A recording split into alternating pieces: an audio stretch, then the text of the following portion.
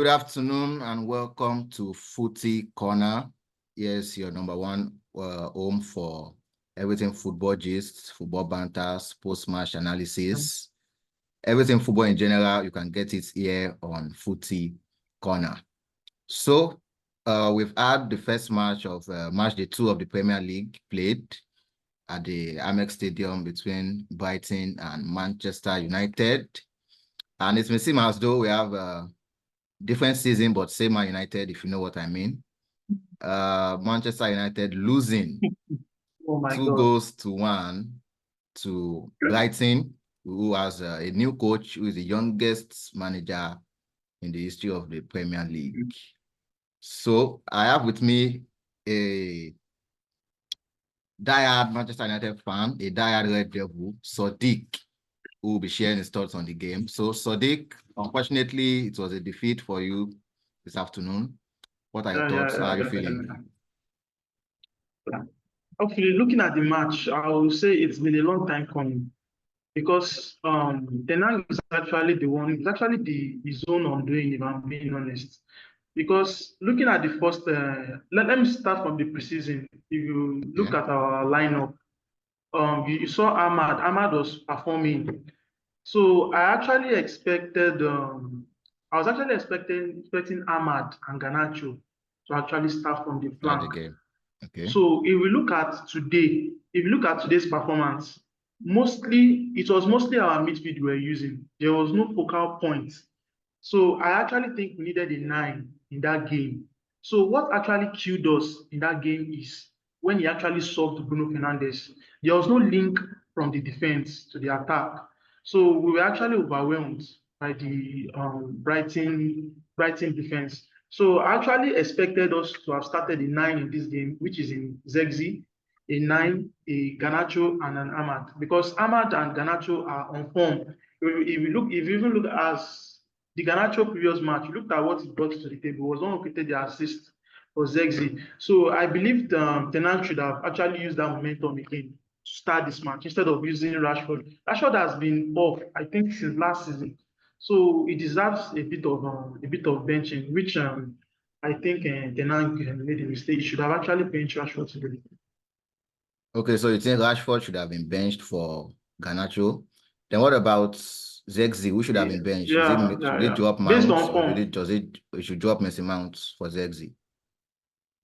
Looking at Messi Mount was actually loved what Messi Mount did in the first half. If you look at the pressing, he was actually the one pushing the pressing in that first half, which I was very impressed with, because I believed if Bruno and Mount couldn't work, but he actually proved me wrong in that first half. But the problem still remains.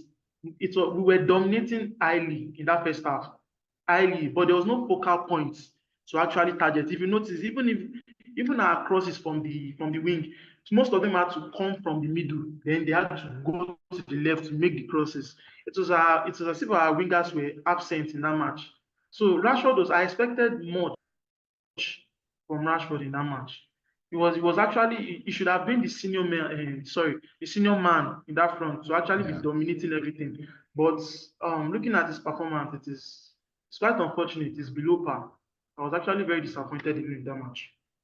So look at are you worried? Few minutes Garnacho used in that game. Yeah. Are you worried about Rashford, or is it too early? Per se, but I'm disappointed. I wouldn't say it's still early, because this has been seasons upon season. This is not the first season. This is like the 3rd season now. It's not as if Rashford is not a good player, but the consistency at that level. I mean, it was once compared with the likes of Mbappe. Consistency is key. Are you trying to wind me up? Are you trying to wind me up? We usually have Rashford and Mbappe arguments. Come on. No, stop. I mean, no. I don't like what you did to Rashford there. That's maybe we should bring it down to like the level of Modric. We start having Rashford and Modric, who is worse. Wait, do you mean that flop at Chelsea, or which one are you talking about? After they both were number 10, so that's that's a similarity.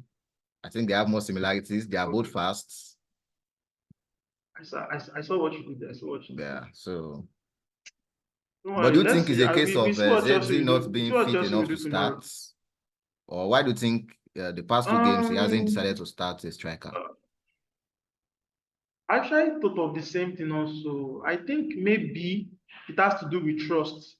If you've Okay. noticed, Ten Hag actually how can I put this? He actually has favoritism in that game. If you look at Rashford, no matter what Rashford does, he's always using him. Even last season, he did the same thing. Used him for like I think almost 12 game weeks or 13 game weeks before he started benching him for Garnacho. That's when Garnacho started starting from Manchester United. And before that game 13, you will see that was when the fan base was split on him. We were seeing Ten Hag out, Ten Hag in. It was that time. It was because of Rashford, the fan base got split on him, which is still the same thing he's doing this season. So I believe he should give the young ones chance to flourish. And if you see, and if it might pay off, it might not pay off. So at least Yeah. if you actually listen to what the fans are saying, you know that yes, you've done your best, but you are still being stubborn and it's costing you a lot. Which is what I have problem with Ten Hag. It's just too stubborn. It doesn't take chances. Very rigid. So That's all I say about Ten Hag. But I believe if he gives these youngsters a chance, they might he will do flourish. better. So just two games so far. Have you seen any improvement at all from, from the Man United of last season in these two games? Yes, Even yes, if it's just a yes, little yes. improvement to show you that Yeah, okay, the team is growing, or yeah. you The already have number one, gotten which is worse. okay. Yeah, the number one thing I see, which is quite obvious, is the press. The Okay. press is there from Mount to the Bruno to the Mazarawi. I was even impressed with Mazarawi. He was playing with us as if he has been playing for like 3 seasons. He blended in with the team very. I don't. I mean, very. I'm actually Yeah. impressed. I'm impressed also. I Coming this noticed it and very this well. coming from a one Bissaka fan. Defensively, he might not be in the one Bissaka level yet, but attacking wise, he's up there. He's balanced, 50 Yeah. for We did really attack, well. 50 for unlike Bissaka, which was more of 80% for defense. He's quite a nice blend. So the pressure and the thing I noticed that keeping of our possession also has been actually, even though we lost today, we maintained possession of the game, but possession isn't the main stats we actually need, is the goal. So possession wise and the pressing is actually what causes our possession. So those two factors we actually build on it. So the thing now is I believe is in that our defense line, Ten Hag hasn't actually